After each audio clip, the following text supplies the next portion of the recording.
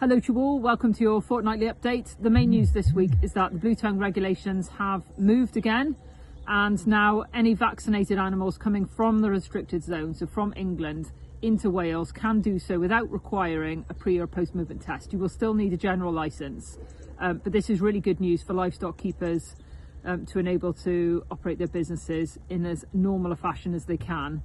This is a reminder, please do think about vaccination for your livestock if you haven't already done so. It's a really robust way of helping to protect against what could be a devastating disease. We've seen the impact on the continent and it has been really alarming. We don't want that to happen here. So vaccination is the option that we've got to try and help protect our stock, and it's really important for the industry. In other news, meetings are continuing throughout Wales on all sorts of topics, particularly SFS. Don't forget the water quality close period will be coming towards us now next month, so keep an eye on that, and for any other information please do go onto the NFU Cymru website.